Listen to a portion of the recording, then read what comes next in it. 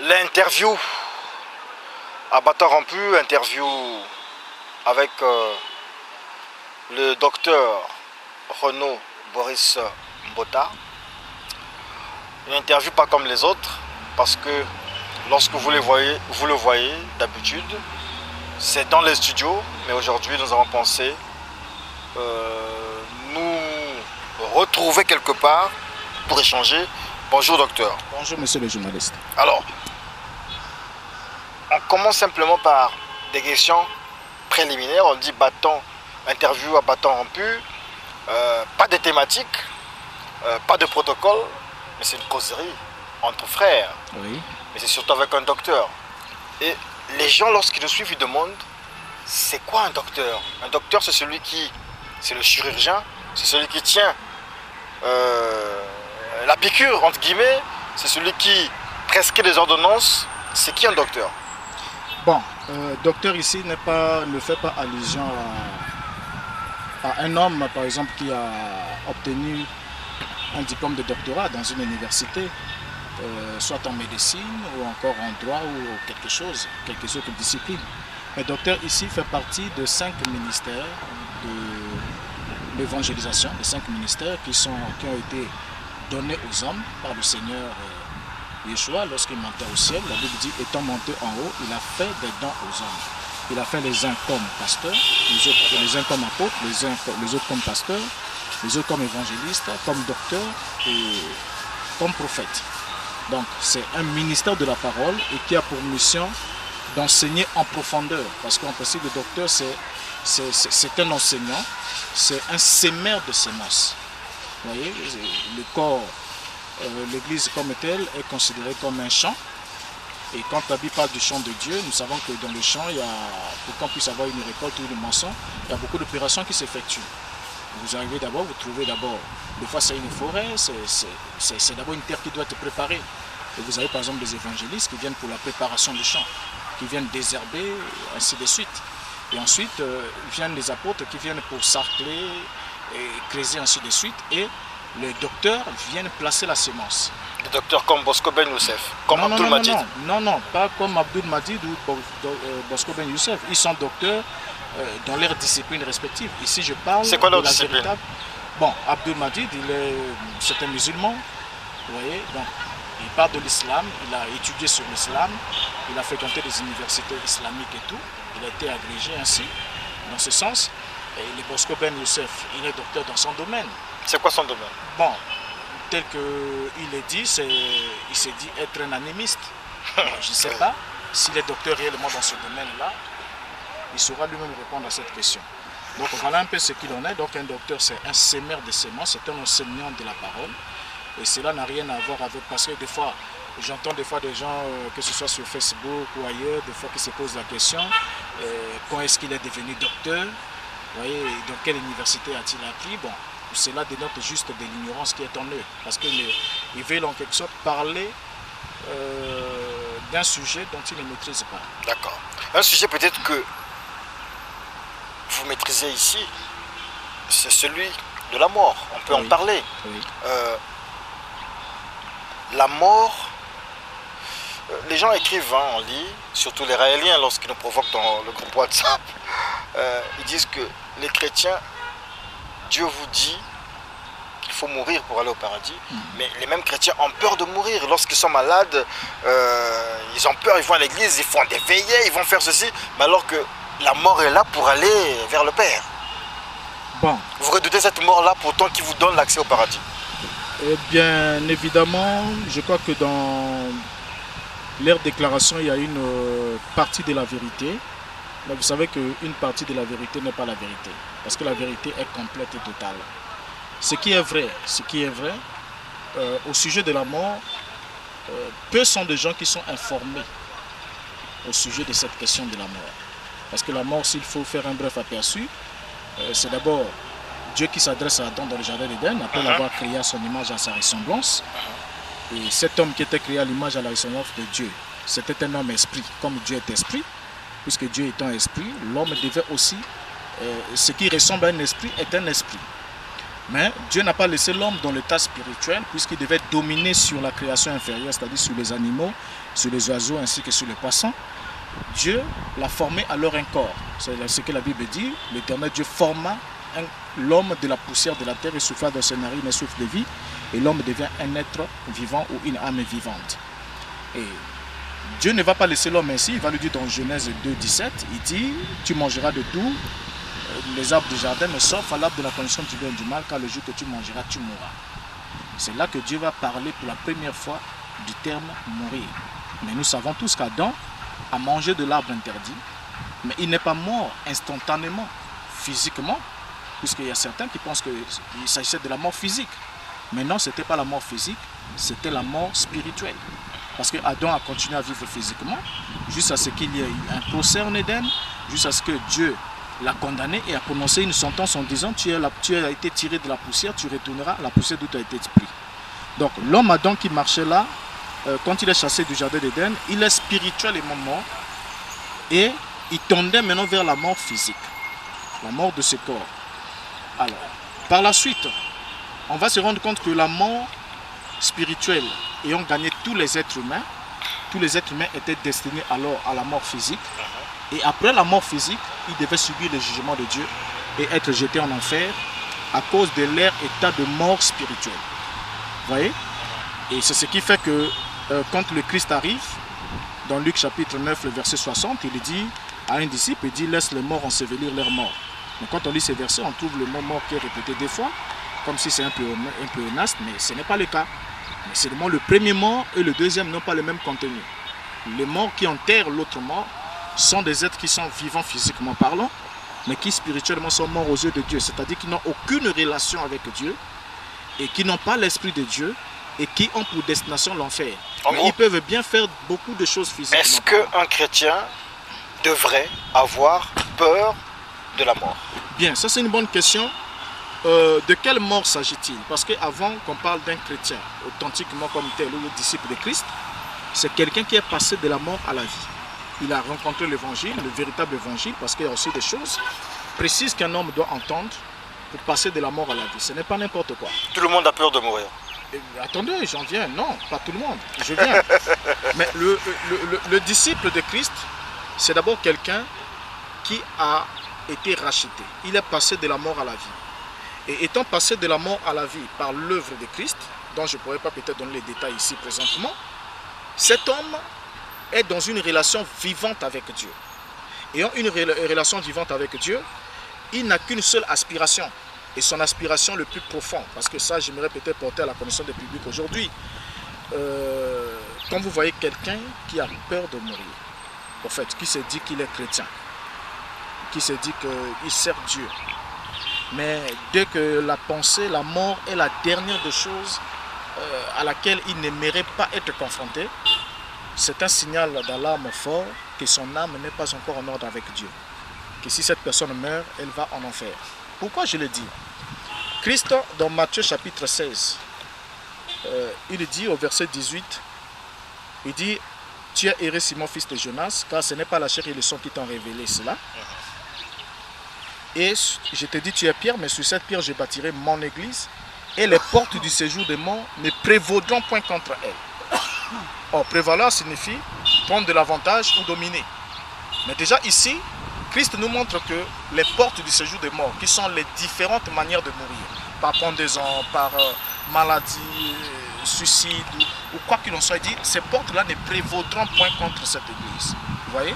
Alors du coup, pour nous donner une évidence parfaite, quand Christ meurt sur la croix, il est au milieu de deux brigands. Mais vous allez voir que le brigand à gauche va lui dire, si tu es le Christ, sauve-toi et sauve-nous. C'est-à-dire, sauve-toi signifie quoi? Descends de la croix et fais-nous aussi descendre pour que nous continuions à vivre ici. Voilà. Donc il était à côté de Jésus, mais il voulait que Jésus le débarrasse de sa situation pour continuer à vivre ici. Mais l'autre qui était à droite n'a pas désiré continuer à vivre ici. Mais il a dit, souviens-toi de moi quand tu viendras dans ton règne. Alors non seulement ce témoignage-là, on se rend compte que celui qui a réellement reçu la grâce, c'est quelqu'un qui ne désirait plus. Il n'a pas proposé de revenir ici là. Mais il a proposé que le Seigneur se souvienne de lui quand il viendra dans son règne. Et c'est là que le Seigneur lui dit, en vérité, je te l'ai dit, tu seras avec moi dans le paradis aujourd'hui. C'est là que je trouve un peu contradictoire, peut-être pas Jésus, mais les Écritures. Puisque c'est le même Jésus qui ira ressusciter Lazare, son ami. Oui. S'il est allé ressusciter Lazare, c'était pour donner un enseignement spirituel. En principe, la résurrection de Lazare, ce n'était pas parce que Jésus ne souhaitait pas que Lazare s'en aille. Non, il a pleuré. Il a regretté la mort de son ami. Et évidemment. Il n'y a pas d'enseignement là. C'est l'émotion. Il a été fait semblable aux hommes. Vous voyez? Il était fait semblable aux hommes. Il fallait qu'il manifeste tout ce qui est de l'humain. Il avait de l'affection, il avait de la compassion. Et c'était tout à fait normal qu'il verse des larmes. Et même quand il a ramené en vie. Parce qu'aujourd'hui, on pourra dire, parce qu'il y a des gens qui disent, écoutez, Lazare a été ressuscité. Oui, c'est bien vrai. Mais où se trouve Lazare aujourd'hui? Il est encore mort. Donc ça veut dire que cette délivrance n'était pas une délivrance définitive, n'était pas la résurrection idéale, mais c'était juste pour donner un enseignement. Parce que l'objectif de Jésus, c'était quoi? D'apporter des enseignements pratiques sur des réalités spirituelles qu'il était venu apporter. Il était la résurrection et la vie pour emmener l'homme à passer de la mort à la vie, à sortir des sépulcres dans lesquels ils vivent, parce que tout être humain qui n'est pas né de nouveau, qui n'est pas passé de la mort à la vie, il se trouve dans un sépulcre. Maintenant, pour leur montrer ce qu'il est en train de faire dans le spirituel, il fait une application naturelle avec Lazare. C'était juste un enseignement, parce que tous les miracles de Christ étaient des enseignements. Ce n'était pas pour qu'il démontre qu'il était puissant, ou bien pour faire je ne sais pas quoi que ce soit, mais c'était des enseignements. Alors, pour revenir sur le cas de la mort, comme tel, j'aimerais encore vous rappeler un élément important. On peut prendre par exemple un exemple. Imaginez-vous que vous avez votre fiancé, vous l'avez fiancé ici, et puis vous êtes allé vivre aux États-Unis. Le temps pour vous d'arranger les conditions ensuite de la faire venir. Mais lorsque vous avez réuni toutes les conditions, vous envoyez alors le billet et tout ce qu'il faut qui va avec pour que votre fiancé vous rejoigne là-bas. Mais cette dernière reçoit le message du départ et elle conteste. Elle dit non, non, non, je ne peux pas aller, je ne peux pas partir, moi je reste encore ici. Mais est-ce que c'est un témoignage qu'elle est encore votre, ou bien elle a d'autres époux, ou bien un autre prétendant? Parce que ce n'est pas évident. Je suis allé vous préparer une place, et quand j'aurai fini, je reviendrai vous prendre. Alors, pour ce qui est du véritable chrétien, parce qu'il faudra qu'on comprenne aujourd'hui que le christianisme tel qu'il est présenté aujourd'hui, ou l'esprit qui prévaut dans le mouvement dit chrétien, n'est pas le même que celui qui était dans l'église primitive. Je prends un exemple ici, parce que puisque nous parlons des Écritures, il est évident qu'on prenne un exemple. Je peux alors citer juste au moins 2 témoins dans les Écritures, parce qu'ils sont nombreux. Je peux citer 2 témoins. Le premier, c'est Paul. Paul réalise le salut dans le Seigneur. Et une fois qu'il réalise le salut, il est passé de la mort à la vie. Le vrai problème de l'homme, c'est la mort spirituelle, qui l'emmène en enfer. Étant passé de la mort à la vie, Paul n'avait qu'une seule aspiration. Et nous allons remarquer quoi? Il dit dans Philippiens 1, verset 21. « Car Christ est ma vie et la mort m'est un gain. » Vous voyez? Christ est ma vie. Étant donné que Christ est déjà ma vie, je vis en Christ, la mort m'est un gain, c'est la mort physique. C'est un gain pour moi. Donc pour Paul, il ne redoutait pas la mort. Pour Paul, la mort était le gain, c'était son soupir. Et il va continuer, il dit quoi? Dans le verset 23, il dit « Je suis pressé des 2 côtés. J'ai le désir de m'en aller et d'être avec Christ, ce qui de beaucoup est le meilleur. » Dans 2 Corinthiens 5, verset 2, il ajoute « Aussi nous gémissons dans cette tente, c'est-à-dire ce corps, désirons revêtir notre domicile céleste. » 2 Corinthiens 5, verset 8, il ajoute « Nous sommes pleins de confiance et nous aimons mieux quitter ce corps et demeurer auprès du Seigneur. » Donc une personne qui est pleine de confiance, confiant au Seigneur, qui est convaincu que là, je suis passé de la mort à la vie, j'ai la vie éternelle, je vais au ciel, c'est une personne qui n'a qu'un seul désir, il dit c'est de quitter ce corps et de demeurer auprès du Seigneur. Comme exemple, Étienne. Un autre exemple. Étienne, deuxième exemple, Étienne était en proie à ses ennemis qui étaient en train de les lapider. La Bible nous dit quoi? Pendant qu'Étienne était là, Actes chapitre 7, le verset 59 à 60. Et il lapidait Étienne qui priait et disait « Seigneur Jésus, reçois mon esprit. » Mais Étienne, au verset 58, il nous a dit, il a eu une vision, il a vu le ciel qui s'est ouvert et il a vu le Christ debout à la droite du Père. Mais il ne manquait pas à Étienne de dire, Seigneur, je te vois, tu es là debout, tu me vois en train d'être lapidé, mais fais un miracle, fais-moi disparaître ou bien fais descendre le feu pour tuer tous ces gens. Troisième exemple. Non, c'est le même exemple. Non, je donne un troisième exemple. Je vais en venir pour un troisième. Non, mais, ça c'est moi qui le donnerai. Attendez un instant. Alors, Étienne, qu'est-ce qu'il fait? Qu'est-ce qu'Étienne fait? La Bible dit que Étienne dit, Seigneur Jésus, reçois mon esprit.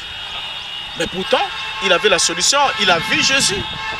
Mais au lieu de dire, fais-moi disparaître ici, ou bien tue mes détracteurs, mais il dit, reçois mon esprit. Donc, pour montrer que, une fois qu'on a résolu le problème de la mort spirituelle, la mort physique n'est pas effroyable. Vous voyez? Et quand vous prenez par exemple quelqu'un qui aujourd'hui frôle un accident et qui se lève et dit, oh Seigneur, merci. Oh, j'ai failli mourir. Oh, tu m'as préservé. Oh, merci Seigneur. Il n'a rien compris. C'est la preuve que s'il meurt, il part en enfer. Troisième exemple. Oui, apparemment, vous aussi, vous irez en enfer. Non. Parce que vous, oui.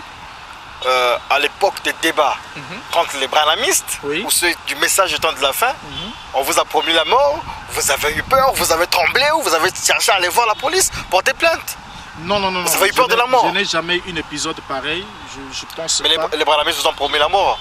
Bon, ils m'ont promis la mort, ça c'est évident. Vous avez tremblé. Non, pas du tout. Mais bien sûr. Si j'avais tremblé, je ne continuerais pas à venir passer les émissions. J'ai reçu des menaces où, bon, en tant qu'être normal, j'aurais pu dire, bon là, je peux subir parce qu'il y en a d'autres qui m'ont dit. J'ai même un pasteur qui m'avait écrit une fois, il m'a dit, si jusqu'à la fin de cette année, Dieu ne te tue pas, je me chargerai à le faire personnellement. Quelle année? C'était 2017, 18. C'était 2017. Il s'est passé.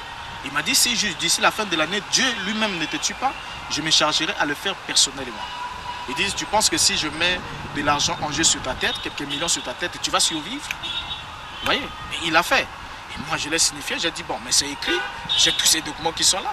Mais ça, c'est la peur. Vous, en tant que pasteur qui va rejoindre son Christ, vous n'avez pas peur. En tant que pasteur, docteur Mbota, pasteur Mbota, vous avez peur de laisser votre fille, comment on l'appelle? La fille.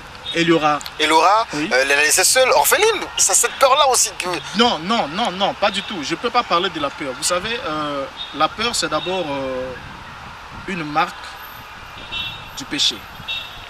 Adam n'avait pas peur aussi longtemps qu'il n'était pas entré en péché. Vous n'avez pas peur de la mort, mais vous avez tremblé devant les menaces de mort des branhamistes. Je n'ai pas tremblé. Si j'avais tremblé, je ne passerais pas plus d'une émission, je vous dis mon frère. Parce que dès la première émission, j'en ai reçu comme menace. Que ce soit des appels téléphoniques, ceux qui insultaient étaient là, ceux qui menaçaient étaient là, ceux qui maudissaient étaient là. Personne du message ne vous a félicité? Bon, il y en a qui l'ont fait, il y a d'autres qui ont me félicité, bon, d'autres sont restés un peu patois dans leur position, ils se disent, bon, écoutez, qu'est-ce qu'on va faire? Il y en a aussi aujourd'hui, beaucoup qui ont remis en question beaucoup de choses et d'autres sont en train de quitter cette barre. Alors, beaucoup, vous allez nous le dire en un mot. En un mot, vous allez nous expliquer ça. Les gens se posent des questions et ils se disent que vous réglez des comptes aux gens du message parce qu'ils ne vous auraient pas aidé. En fait, c'est une vengeance et vous vous mettez à tirer et sur le message et sur le messager de l'heure. Bon, vous savez, lorsqu'on veut noyer son chien, on a plus de rage. Vous savez, ça, ce sont des prétextes. Et c'est l'une des prétextes l'un des prétextes que les gens aiment évoquer. Vous voyez? Ils sont confrontés à une réalité. La réalité, c'est laquelle? Les pasteurs sont conscients que les choses que je dénonce sont l'ultime vérité. C'est des choses qu'il ne fallait pas que ça soit connu du public. Ça va détruire leur business, ainsi de suite. Et une fois que les brebis vont vers eux, ils sont confrontés.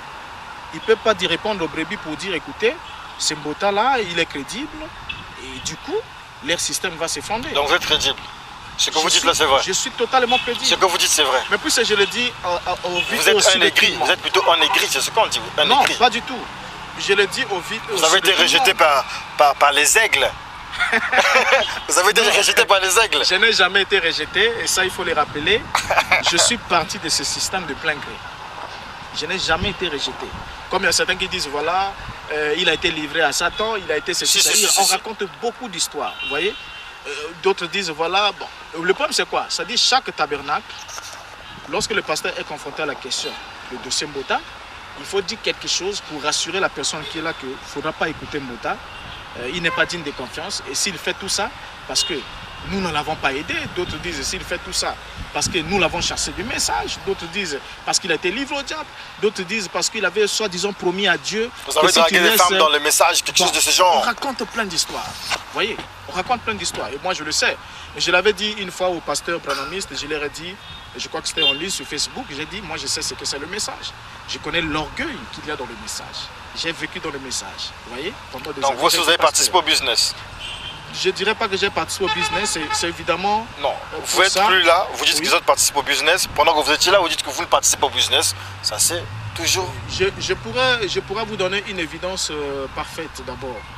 Pourquoi je dis que je n'ai pas participé au business? Parce que d'abord, je n'étais pas ici en ville, j'étais à l'intérieur. Et étant à l'intérieur, c'est moi qui pourvoyais pour le tabernacle. Parce que j'avais mes activités qui étaient indépendantes de la vie de l'église. Donc c'est moi qui pourvoyais à la vie de l'église, c'était des paysans, ainsi de suite, des gens qui ne faisaient absolument rien. Et c'est moi qui faisais le travail qui pourvoyait. Mais contrairement ici à Brazzaville, où ce sont prétendument des brebis qui doivent apporter pouvoir à leurs bergers. Mais moi je crois ce que dit la Bible, que ce sont aux parents d'amasser pour leurs enfants. C'est ce que l'apôtre Paul a dit, c'est ce qu'il faisait. Bon, ça c'est un autre chapitre. Donc sur cette question, les gens ont tout raconté, ils ont tout raconté sauf rien. Dans le but juste de discréditer, parce que comme je l'ai dit, la pensée n'est pas finie. J'ai dit, connaissons le message du temps de la fin, connaissons l'orgueil qui prévaut dans le message. Je sais que le message, il y a une expression qui dit que celui qui vit dans une maison en verre ne lance pas de pierres sur les passants. Donc si j'avais une réputation fragile, je n'attaquerais pas le message de Branham. Donc vous êtes conscient que vous attaquez le message, vous avez attaqué le message. Je l'attaque parce qu'il est faux. Et si j'avais... Vous n'avez vu que le message, vous ne voyez que le message, docteur Non, Mbouta. Il n'y a pas que le message. Le problème c'est quoi? Bien qu'il n'y a pas que le message, j'ai été retiré du monde du message. Comme dit la Bible, l'apôtre Non, on vous a chassé du message. Non. Dieu m'a retiré du monde du non. message. Mais les preuves nous disent qu'on vous a chassé de là-bas. Il n'y a pas de preuves, mon frère. Je leur ai dit, écoutez, invitez un pasteur. Une fois, il y a un qui a voulu me raconter un peu d'histoires comme ça en ligne. Je lui ai dit, mon frère, passe sur le plateau, nous raconter ces choses. Et quand tu le diras en face de moi, parce que la vérité se prouve. Et quand on parle de preuves, on parle des évidences et elles se démontrent. Vous dites, voilà, vous, on vous a chassé tant. Si on chasse par décret, c'est par décret. Si on livre au diable, c'était à telle date, il y a un rendu de cette assemblée générale ou bien d'une réunion ou quelque chose comme ça. Voilà, c'est ici qu'on a pris l'audition sur toi. Ça n'existe pas. Donc je suis parti de là. Tu sais comment je suis parti de là? Je suis parti de là parce que j'ai trouvé que les choses n'étaient pas en accord avec ce que nous prétendions que les choses étaient. Oui, et quand j'ai parlé un peu plus bas aux amis, certains m'ont dit, écoutez, nous on avait déjà découvert aussi ça, mais comprends que nous avons des maisons à payer, nous avons la scolarité des enfants et tout, et nous vivons de ça. Donc toi tu veux mourir en c'est un bon deal en fait. Bon, c'est un bon deal pour ceux qui en font un deal. Moi, je vais intégrer les histoires. Bon. Pour payer la maison. Bon, ça dépendra de vous. Vous allez toujours avoir l'essentiel que vous prenez des brochures, vous tapez le tam-tam, vous dites frère Branham, dit les gens vont venir. Ils vont venir. Alors, on va chuter cette émission aujourd'hui, puisque nous tournons cette émission. Ce matin, nous avons appris le décès du pasteur docteur Lys Ngalibali. Vous l'avez connu? Oui, je l'ai connu personnellement. Oui. Son assemblée. Moi, je l'ai connu beaucoup plus par le frère Sylvain Akwala, qui avait les dédicaces dans son album. Et aujourd'hui, nous apprenons qu'il est décédé. Il a fait 5 ans, je pense, à Dubaï ou en Inde. Et ce matin, il est mort. Vous l'avez connu. Quelles sont les impressions, quels sont les souvenirs que vous gardez de lui? Bon, c'est clair, c'est écrit dans la Bible que pleurer avec ceux qui pleurent. Je l'ai connu, j'ai connu le pasteur Lys et nous avons même mangé sur la même table avec lui. Pour ce que je connais de lui, c'était un homme qui était très pragmatique, qui se tenait à ses convictions et qui n'était pas manipulable. Qui servait le Seigneur honnêtement. Je ne pourrais pas dire, rendre témoignage parce que là il vient de partir. Ça dit quoi que ce soit qu'on dise à sa mémoire ne pourra pas changer de choses. Je ne peux pas me porter garant du service qu'il a rendu. à Dieu, étant donné qu'il a servi dans le système que moi, je reconnais, j'identifie avec les Écritures être faux, le système branhamiste. Bon, entre le temps qu'il a eu à passer, parce qu'il y a beaucoup de choses qui peuvent se passer dans la vie d'un homme, entre le temps qu'il a eu à passer, les 5 ans qu'il a passé à Dubaï, sur son lit d'hôpital, et à son âme d'abord, j'adresse aussi des condoléances à la famille, le temps qu'il a eu à passer, on ne sait pas. Qu'est-ce qui s'est passé entre lui et il est resté dans le message. Ça, on ne le sait pas. Regardez. Non, mais son église continue à... L'église peut être là, ça ne veut absolument rien dire, mon frère. Dans quelques instants. Parce qu'un homme peut être là à la maison chez lui, il tombe, il est malade, ou bien il fait une crise. Entre le moment où il fait la crise et le moment qu'il se retrouve à l'hôpital, et le moment où il va décéder, on ne sait pas qu'est-ce qui peut se passer dans cette esther-là du temps. Parce que Dieu étant souverain, on ne sait pas, je l'ai dit dans ce sens. Si aujourd'hui, par exemple, un homme de Dieu venait par exemple à vous faire réaliser ou encore à vous prêcher l'évangile qui doit vous emmener au salut, on ne sait pas qu'est-ce qui s'est passé. Parce que l'homme, par exemple, le voleur sur la croix, on l'a pris, on l'a emmené jusqu'à la croix. Jusqu'à la croix, il était brigand. L'autre, bien qu'il avait des connaissances religieuses, mais c'était un brigand. Comme tout homme sur la terre qui n'a pas encore réalisé son salut véritablement, c'est un brigand pour Dieu. Mais entre les derniers instants, entre la vie et la mort, il y a beaucoup de choses qui se passent. Donc, on ne pourra pas se porter, par exemple, garant de la vie d'une personne sur son vécu, parce qu'il vaut mieux la fin d'une chose que son commencement. Mais ce qui est vrai, comme j'ai su le dire au début, c'était un homme très pragmatique, qui était très calé sur lui-même. J'appréciais surtout son intelligence. Il était intelligent, il était éloquent, versé aussi dans le Saint-Esprit. Je ne pourrais pas le confirmer ainsi, parce que ça fera l'objet sûrement d'un débat. Parce que le Saint-Esprit, c'est d'abord Dieu qui le donne, et il y a une procédure précise. S'il était intelligent, parce que là, oui, depuis que vous avez pris la parole, depuis que vous parlez de lui, ce sont des bons qualificatifs. Intelligent, éloquent, tout ça. Mais vous refusez de confirmer qu'il avait le Saint-Esprit. Je refuse, pourquoi? Parce que dans la Bible, il n'est pas le premier homme à avoir ce genre de qualités. Dans la Bible, il y avait par exemple Apollos. La Bible dit que c'était un homme éloquent, très versé dans les Écritures, qui prêchait avec exactitude que Jésus était le Christ, n'est-ce pas? Bien qu'il n'ait connu que le baptême des gens. La Bible dit que lorsqu'Aquilas et Priscille l'ont entendu, ils l'ont ensuite pris à part et l'ont enseigné plus exactement la voie de Dieu. Donc Apollos était là avec toutes les aptitudes qu'il avait, mais il n'avait pas la connaissance plus exacte de la voie de Dieu. En d'autres termes, il n'était pas encore sauvé. Ben, ça, c'est un problème. Et je peux aussi passer dans mon propre cas d'exemple.